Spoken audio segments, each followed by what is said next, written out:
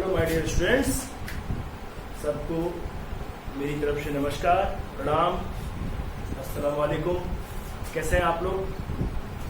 अच्छे ही होंगे। घर पे काफ़ी एंजॉय भी चल रहा है, बारिश का मौसम भी आ गया है, तो घर पे खूब एकदम मसालेदार चीज़ें खाइए, लेकिन बचा के। कोरोना किसी भी तरह से आप लोग को जीने नहीं दे रहा है। जो आंकड़ा है इस समय वो लगभग 3 लाख के पार हो चुका है हमारे देश में। फिलहाल आप अपने घर पे रहिए, सुरक्षित रहिए और अपनी पढ़ाई को कंटिन्यू रखिए। स्टूडेंट, लास्ट क्लास में हमने डिस्कस किया था टाइप्स ऑफ सोल्यूशन, और टाइप्स ऑफ सोल्यूशन में जो पहला बेस था वो बेस था on the basis of amount of solid particle, जिसमें डाइल्यूट, कॉन्सेंट्रेटेड, सैचुरेटेड, अनसैचुरेटेड और सुपर सैचुरेटेड के बारे में हमने पढ़ा था। उसके बाद जो बेस था, then on the basis of size of particle, amount of solid particle के बाद साइज ऑफ सॉलिड पार्टिकल के बेस पे जो हमने डिस्कस किया था, that is true solution, colloidal solution and suspension. वहां पे मैंने थोड़ा सा शॉर्ट में डिस्कस किया था, ठीक है ना। उसको एक बार रिवाइज करते हैं, फिर अपने नेक्स्ट टॉपिक पे चलते हैं, दैट विल बी कॉन्सेंट्रेशन। अभी इसमें एक टॉपिक आपका और भी बचा है, टाइप्स ऑफ कोलाइडल सोल्यूशन, जिसमें डिस्पर्स, फेज, डिस्पर्सन, मीडियम के बेस पे हम पढ़ेंगे। बट आज का जो टॉपिक होगा वो ट्रू कोलाइडल सस्पेंशन को पढ़ने के बाद कॉन्सेंट्रेशन को पढ़ेंगे। What is the concentration, how you find out the concentration for any solution, okay. Then come true solution, colloidal solution, suspension. As you know, that is the base of size of particle. So first point, what is the size of particle of true solution? What is the size of particle of colloidal solution? And what is the size of particle of suspension? So the size of particle of true solution is less than 1 nanometer. Comparative बताएंगे आपको, last में भी comparative ही बताया था, थोड़ा सा short कर दिया था, तो मुझे सेटिस्फैक्शन नहीं हुआ कि नहीं, कुछ थोड़ा सा मैंने बहुत शॉर्ट कर दिया, तो वो आपको डिटेल में बता देते हैं। तो that is less than 1 nanometre. 1 nanometre से भी छोटे पार्टिकल होंगे किसके? ट्रू सोल्यूशन के। That is 1 nanometre to 1000 nanometre. जो इसकी साइज होती है, the particle size is 1 nanometre to 1000 nanometre. इसका मतलब colloidal particles are bigger or greater in size than true solution, okay. Suspension, the particle size is greater than 1000 nanometer. इसका मतलब 1 nanometre से कम, more than 1, less than 1000 and more than 1000। तो सबसे बड़ी size of particle किसका होगा? Suspension का होगा, ध्यान रखिएगा। सबसे छोटा true solution, then colloidal, then suspension. सबसे छोटा, उससे बड़ा, उससे बड़ा, ठीक है। अब what is their nature? So true solution is homogeneous in nature. Homogeneous means that is uniform distribution throughout the mixture. Okay? Already आप पढ़ चुके हो। अब साइज अगर बहुत छोटी है तो it easily pass through the normal filter paper. इसका जो फिल्ट्रेशन है वो इजिली करवाया जा सकता है, नहीं हो सकता है। क्यों नहीं हो सकता है?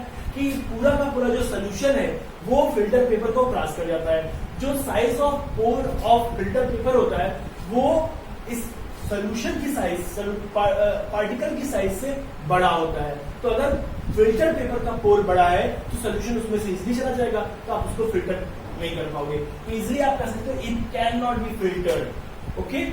क्यों? क्योंकि साइज बहुत छोटी होती है। It easily pass through by normal filter paper. Colloidal की क्या होता है? साइज थोड़ी सी बड़ी होती है, तो क्या होता है? It do not pass through by normal filter paper.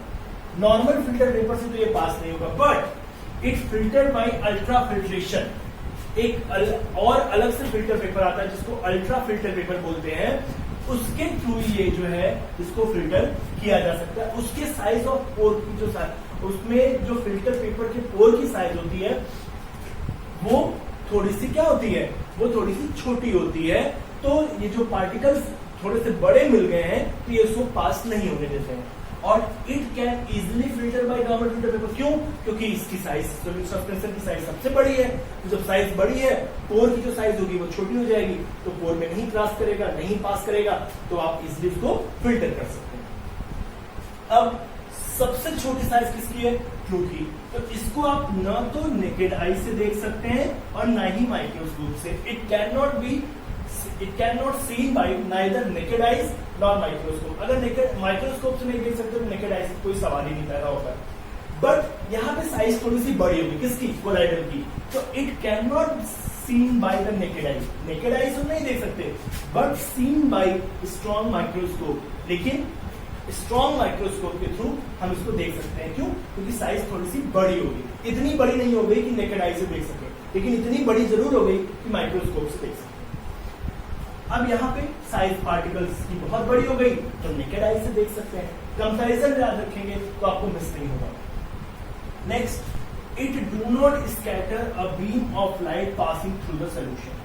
होता क्या है, अभी आपको टिंडल इफेक्ट बताना है। जैसे इस बीकर में आपने कोई सोल्यूशन लिया, कोई सोल्यूशन, ठीक है। अब अगर सोल्यूशन लिया और यहां पे आप टॉर्च जला रहे हो, तो अगर पार्टिकल की साइज बहुत छोटी है, बहुत छोटी, तो ये इजीली पास कर जाएगा बिना स्कैटर हुए, बिना अपना रास्ता बदले। बट अगर पार्टिकल की साइज बड़ी हो गई तो ये लाइट को स्टॉप करेंगे, तो लाइट अपनी डायरेक्शन चेंज कर देगी। ये चीज, इसी को बोलते हैं स्कैटरिंग ऑफ लाइट। इसको सबसे पहले ऑब्जर्व किया था टिंडल ने, ठीक है ना। तो that's why it is called Tyndall effect. अभी डिटेल में पढ़ेंगे। तो क्या होता है कि साइज ऑफ पार्टिकल बहुत छोटी होती है, तो इसके लिए क्या होता है कि लाइट इजिली पास हो जाती है।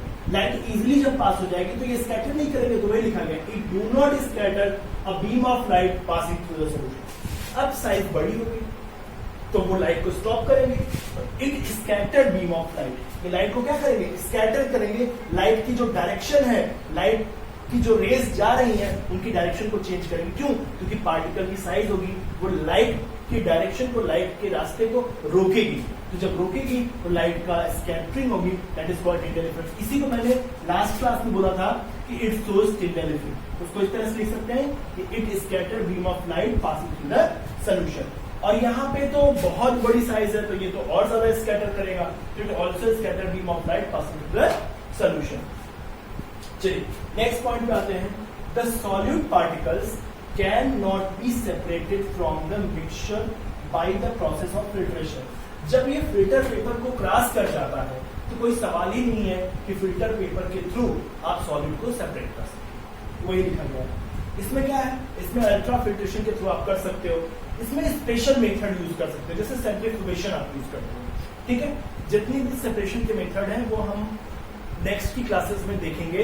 पूरा का पूरा सेपरेशन ही पढ़ना है आपको, तो सेंट्रीफ्यूगेशन के लिए बहुत परेशान मत होइएगा, इसको बाद में पढ़ेंगे। लेकिन इसको, इसके सॉलिड पार्टिकल को सेपरेट किया जाता है, लेकिन स्पेशल मेथड से। नॉर्मल फिल्टर पेपर के थ्रू फिल्टर नहीं किया जा सकता है। और इसकी साइज तो बड़ी, इतनी बड़ी होती है कि वो इजिली सेपरेट किया जा सकता है नॉर्मल फिल्टर के थ्रू, ठीक है। चलिए नेक्स्ट एंड लास्ट पॉइंट बात करते हैं। कहते हैं the solute particles do not settle down when left undisturbed. जैसे क्या हुआ कि आपने सॉल्यूशन बना दिया, वाटर में शुगर डिसॉल्व कर दिया, थोड़ी देर बाद अगर छोड़ दीजिए तो ऐसा नहीं कि शुगर नीचे बैठ जाएगा, नहीं बैठेगा ना। इसका मतलब ये सोल्यूशन कैसा होता है? ये सोल्यूशन स्टेबल बोला जाता है कि एक बार जैसा बना दिया वैसा बना रहेगा। आपने शुगर अगर अच्छे तरीके से डिसॉल्व किया है तो, ठीक है।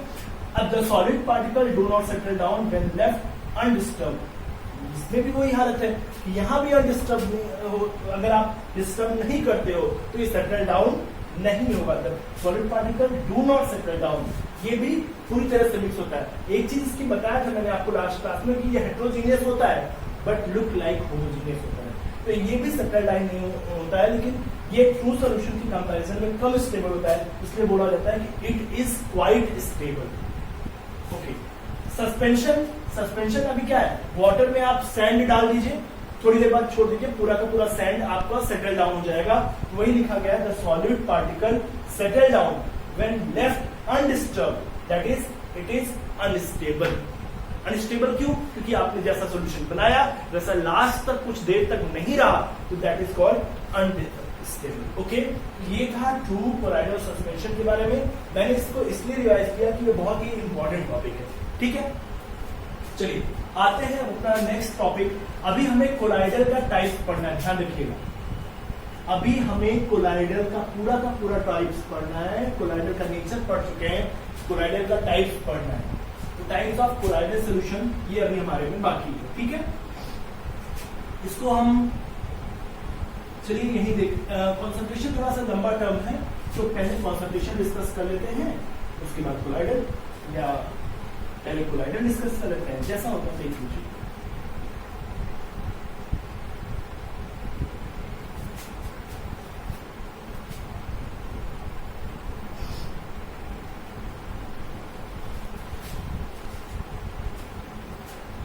चलिए पहले कोलाइडल ही डिस्कस करके काम खत्म कर लेते हैं, कॉन्सेंट्रेशन बाद में करेंगे।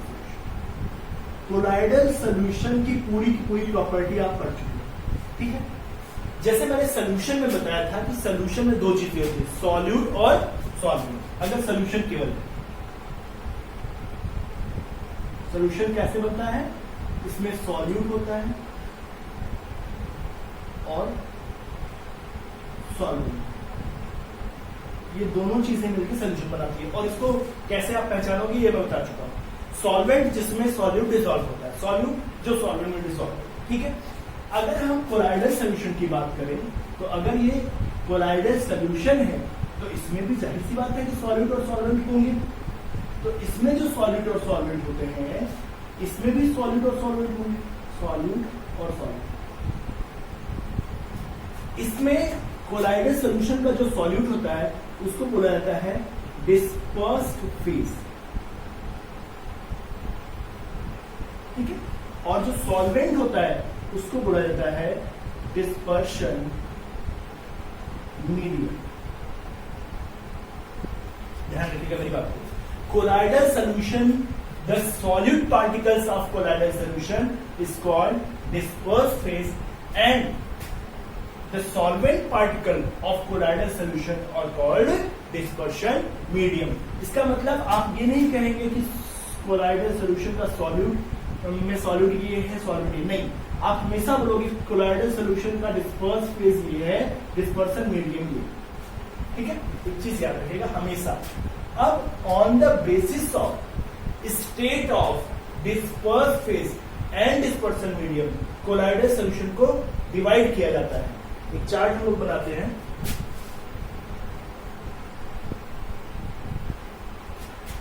यहां पे आपका होगा डिस्पर्स्ड फेज,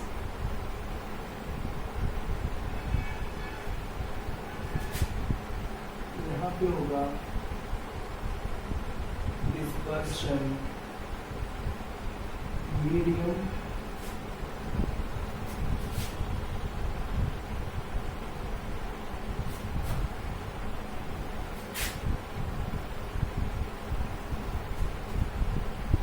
और उसका कॉमन नेम क्या है, कॉमन नेम एंड एग्जाम्पल, ठीक है।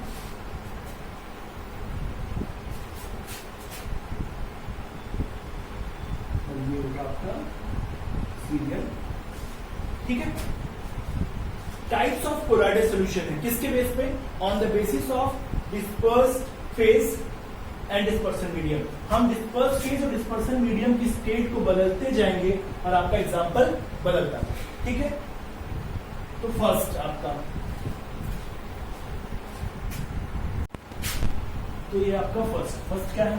अब हम सीरियल वाइज को ले लेते हैं, कैसे, disperse phase solid liquid gas लिया, तो डिस्पर्सन मीडियम पूरा का पूरा सॉलिड का डिस्पर्सन मीडियम किसके साथ, सॉलिड के साथ, लिक्विड का सॉलिड के साथ, गैस का सॉलिड के साथ, ठीक है। इसको आप ऐसे रख सकते हो, दैट इज ओवरऑल सॉलिड, ठीक है। ये चीज मीडियम क्या रहेगा हमारा, सॉलिड रहेगा। Dispersion medium dispersion medium means solvent क्या रहेगा, सॉलिड। उसमें क्या मिक्स करेंगे, एक बार सॉलिड, एक बार लिक्विड, एक बार गैस। फिर जो हमारा मीडियम रहेगा वो क्या रहेगा, लिक्विड रहेगा। उसमें एक बार सॉलिड, एक बार लिक्विड, एक बार गैस। फिर हमारा मीडियम क्या रहेगा, फिर हमारा मीडियम रहेगा गैस, सॉलिड और लिक्विड। गैस का गैस के साथ कोलाइडल सॉल्यूशन नहीं बनता, ध्यान रखिएगा इसका, ठीक है। तो जब मीडियम सॉलिड है और उसको उसमें मिक्स कर रहे हैं सॉलिड, तो उसको बोलते हैं सॉलिड सॉल्ट। कोलाइडल सोल्यूशन को सॉल्ट फॉर्म में, कोलाइडल सोल्यूशन को सॉल्ट फॉर्म में सॉल्व बोला जाता है। ध्यान रखिएगा इस बात को, सॉल्व अगर कहीं मिला तो उसका मतलब वो कोलाइडल सोल्यूशन की बात कर रहा है। सॉलिड का सॉलिड के साथ उसको सॉलिड सॉल्व बोलते हैं, ठीक है। सॉलिड लिक्विड के साथ, सॉलिड में जब लिक्विड डिसॉल्व हो तो उसको जेल बोलते हैं, सॉलिड में जब गैस डिसॉल्व हो तो उसको सॉलिड फोम बोलते हैं, ठीक है। जनरली फोम भी कहा जाता है, सॉलिड फोम कहेंगे तो क्लियर रहेगा आपका कि डिस्पर्सन मीडियम जो है वो सॉलिड है, फेस जो है वो गैस, ठीक है। अब अगर लिक्विड लिया, लिक्विड में कोई सॉलिड मिक्स किया तो उसको सॉल्ट्स बोलते हैं, SOLS सॉल्ट्स, ठीक है। लिक्विड में अगर लिक्विड डिसॉल्व किया तो emulsion, colloidal solution, liquid in liquid emulsion, ये काफी इंपॉर्टेंट है, ये आपको पढ़ने को मिलेगा हायर क्लासेस में। और फिर लिक्विड में अगर गैस डिसॉल्व किया तो आपका वो फोम बोला जाता है। अगर सॉलिड में गैस डिसॉल्व किया तो सॉलिड फोम, लिक्विड में गैस डिसॉल्व किया तो फोम। ध्यान रखिएगा इस फोम उस फोम में अंतर क्या है, बस अंतर यह है कि दोनों जगह गैस डिसॉल्व है, एक जगह सॉलिड में डिसॉल्व है और एक जगह गैस में डिसॉल्व है, ठीक है। लर्न करने का तरीका। अब अगर आपने गैस एयर कह सकते हैं और कोलाइडल सॉल्यूशन एरोसॉल, तो गैस का अगर सॉलिड के साथ रहेगा तो सॉलिड एरोसॉल, गैस का अगर लिक्विड के साथ रहेगा तो एरोसॉल केवल। बस ध्यान रखिएगा अगर सॉलिड है तो सॉलिड लगा दीजिए, सॉलिड है तो सॉलिड लगा दीजिए, अगर सॉलिड नहीं है, लिक्विड यूज किया आपने, लिक्विड यहां पे यूज किया और लिक्विड यहां पे यूज किया, तो केवल और केवल आप फोम रखिए, सॉलिड फोम नहीं, यहाँ पे केवल एरोसॉल रखिए, सॉलिड एरोसॉल नहीं। अब एग्जांपल, सॉलिड सॉल्ट का एग्जांपल क्या है, mixture of different metals, alloys, coloured glasses, all are the solid salt. Curd, cheese, jellies, butter, wood polish, all are the gel. Solid foam, cake, bread, humic stone, lava, ठीक है, all are the example of solid foam. Salts, paints, cell fluid, ink, all are the example of solid. Emulsion, milk, cream, oil in bottle, all are the example of emulsion. Foam का इसमें भी arrow कर देते हैं आपका, इससे आपको confusion ना हो। Straw, emulsion, foam, soap leather, whipped cream, soda water, fruit, etc. All are the example of fruit. Solid aerosol का smoke और डस्ट, एरोसॉल का मिस्ट, फॉग, क्लाउड, ये कोलाइडल सॉल्यूशन का टाइप्स है बेटा, on the basis of state of disperse phase and dispersion medium. इसको आप learn कर लीजिएगा ध्यान से, इस पे छोटे छोटे क्वेश्चन आते हैं या ऐसे आता है, give the example of solid salt, give the example of gel, give the example of solid, and what you call if dispersion medium is solid and dispersed phase is liquid, then your answer will be gel। इस तरह के question पूछे जाते हैं, ठीक है। ये आपका रहा कोलाइडल सॉल्यूशन और इसका टाइप्स। अब बात करते हैं हम कॉन्सेंट्रेशन। इसको ठीक से पढ़िएगा, ध्यान से रिवाइज कर लीजिएगा, लर्न कर लीजिएगा, पूरा पूरा टेबल आपको लर्न होना चाहिए, एग्जाम्पल खास तौर पे, ओके। अब आते हैं हम बहुत ही इंपॉर्टेंट टर्म कॉन्सेंट्रेशन। अगर आप केमिस्ट्री आगे लेके जा रहे हो तो पूरी की पूरी लाइफ में आपको हमेशा कॉन्सेंट्रेशन का टर्म आपको मिलता है।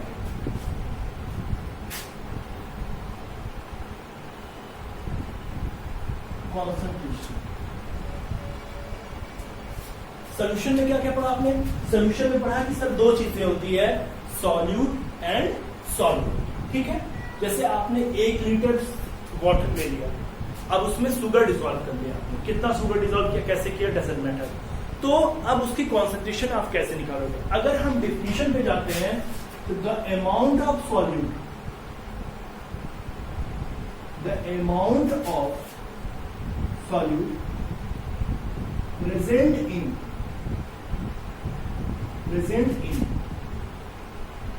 Unit volume of solution.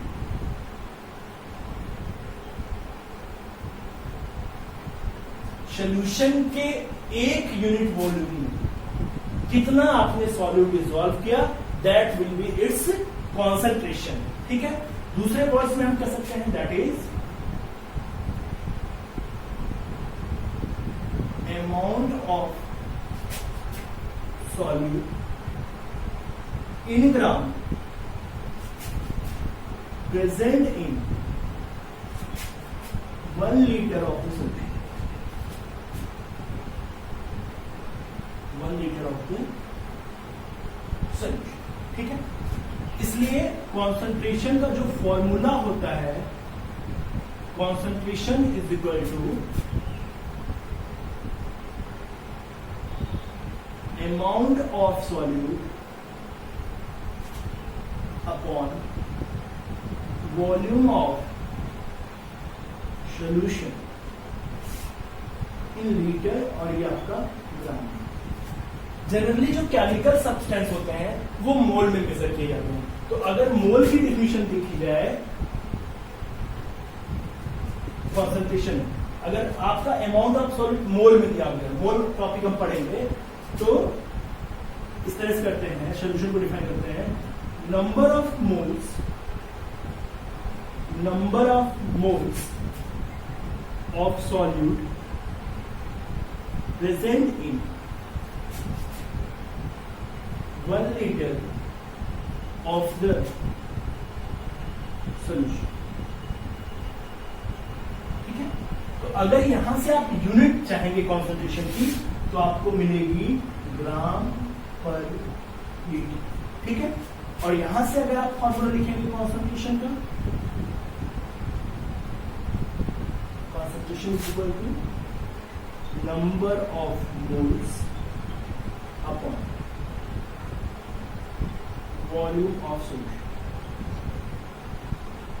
बस उसी जो सॉल्यूट है उसका नंबर ऑफ मोल्स निकालेंगे। कैसे निकालेंगे वो बाद में। तो नंबर ऑफ मोल्स को रिप्रेजेंट करते हैं एन से, और ये आपका वॉल्यूम वी। तो नंबर ऑफ मोल्स की जो यूनिट होती है वो मोल होती है, मोल, और वॉल्यूम की जो यूनिट होती है लीटर। तो सॉल्यूशन की जो यूनिट होगी ग्राम पर लीटर और मोल पर लीटर। तो कॉन्सेंट्रेशन की इसकी यूनिट क्या होगी, ग्राम पर लीटर और मोल पर। ठीक है, कॉन्सेंट्रेशन की। अब एक एग्जांपल देके हम आपको कॉन्सेंट्रेशन निकालना बता देते हैं नॉर्मल वे में। ठीक है, और वो हम ग्राम पर लीटर में ही निकालेंगे।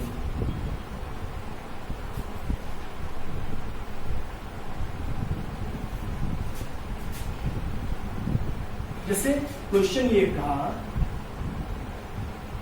if 20 gram sugar dissolve in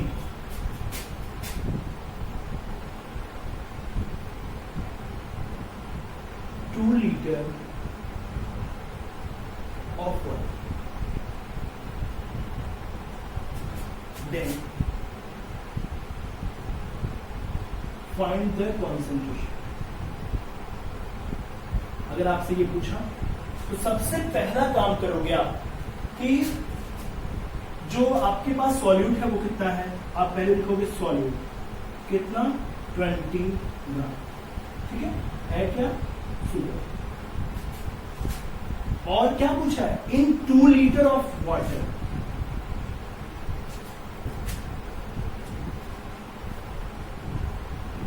Question in 2 liter of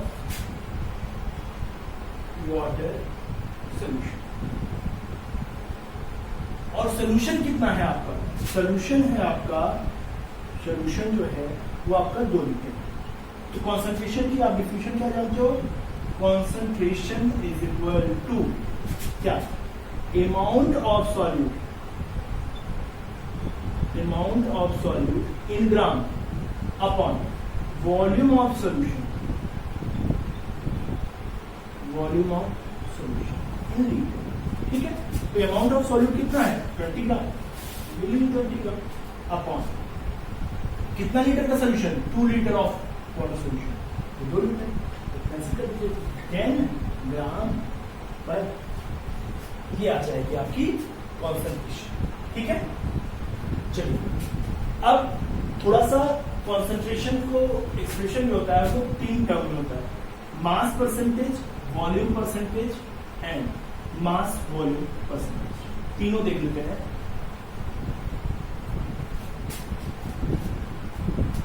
अगर यही मोल में दिया रहता तो आप ग्राम की जगह सीधा मोल रख देते और कॉन्सेंट्रेशन किस पे मिल जाती, मोल पर लीटर। चलिए, एक्सप्रेसिंग कॉन्सेंट्रेशन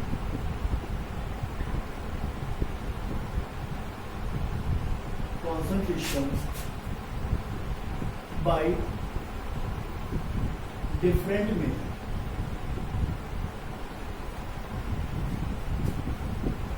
कौन कौन सा है? सबसे पहले मास परसेंटेज। पहले हम आपको फॉर्मूला बता देंगे, उसी के बेस पे आप डिफिनेशन, ठीक है। मास परसेंटेज का जो फॉर्मूला होता है that is mass of solute in gram upon mass of solution in gram multiply by 100, ठीक है। अब अगर हम सॉल्यूट को मास को कंसीडर कर रहे हैं स्मॉल w, ठीक है, और जो हमारा सोल्यूशन का मास है मान लीजिए इसको हम W1 कर देते हैं, जो सोल्यूशन का मास है उसको कैपिटल W कर देते हैं, तो दैट इज मल्टीप्लाई बाई 100। अब सोल्यूशन में दो चीजें होंगी, सोल्यूशन में दो चीजें कौन कौन सी होंगी? सोल्यूशन में सॉल्यूट भी होगा और सॉल्वेंट भी होगा। हमने सॉल्यूट का जो वेट है वो W1 लिया हुआ है, मान लीजिए सॉल्वेंट का W2 ले लेते हैं, तो फॉर्मूला क्या मिल जाएगा हमें? W1 upon W1 plus W2 multiply by 100, ठीक है, ये आपका होगा। और आपने जो मास ऑफ सॉल्यूट लिया है इसको आप स्मॉल m से दिखा दीजिए, और जो मास ऑफ सॉल्यूशन आपको देखना है तो वो हमेशा बड़ा होगा, तो कैपिटल M से दिखा दीजिए, और ये परसेंटेज। तो एक्सप्रेशन कैसे हो गया? Small m upon capital M, इसका मतलब mass percentage of solution is equal to mass of solute upon mass of solution multiply by 100। अगर इसको डिफाइन करना होगा तो आप ऐसे करोगे, mass percentage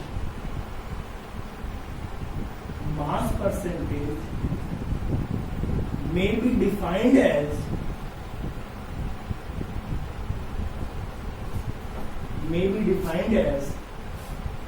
mass of solute इसमें ग्राम में, mass of solute present in 100 gram of solution. Percentage का क्या मतलब होता है? परसेंटेज का मतलब 100 होता है, ठीक है। ध्यान रखिएगा, कहीं कहीं आपको सॉल्यूशन दिया जाएगा, कहीं कहीं सॉल्वेंट दिया जाएगा, तो क्वेश्चन लगाते समय उस बात का ध्यान रखिए। सेकेंड जो आपका है वो है वॉल्यूम परसेंटेज।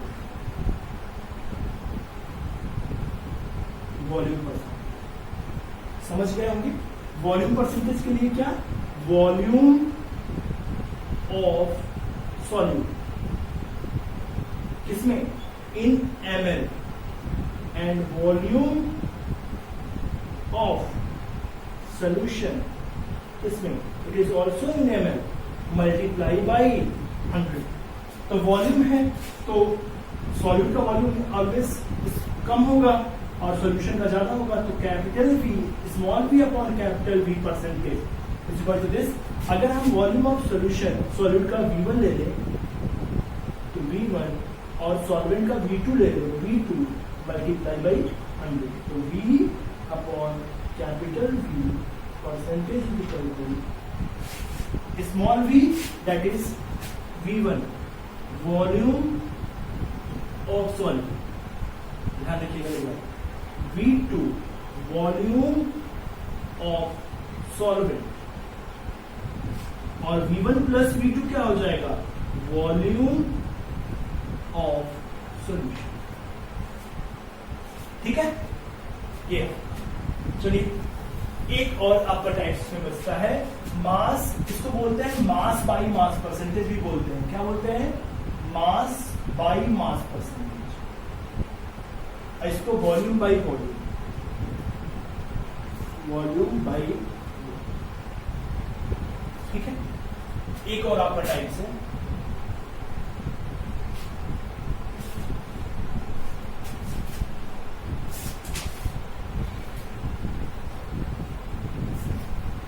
वो है आपका मास बाई वॉल्यूम परसेंटेज। पहले मास परसेंटेज था तो दोनों का मास लिया, फिर वॉल्यूम परसेंटेज आया तो दोनों का वॉल्यूम लिया। उसकी डिफिनेशन हमने छोड़ दी वॉल्यूम परसेंटेज की। क्या लिखेंगे? Volume percentage may be defined as volume of solute in ml present in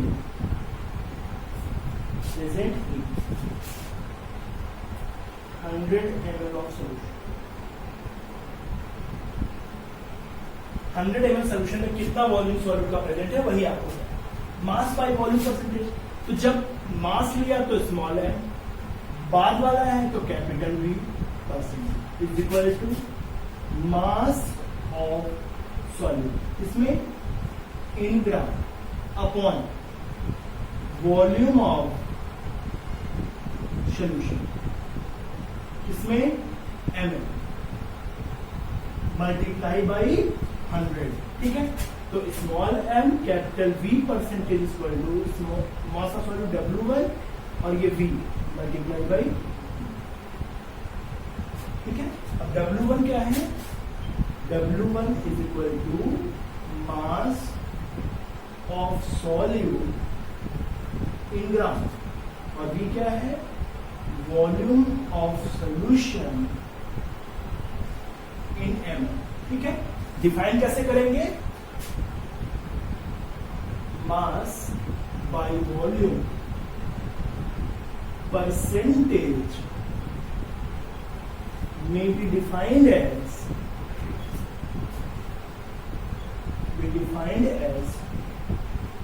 amount of solute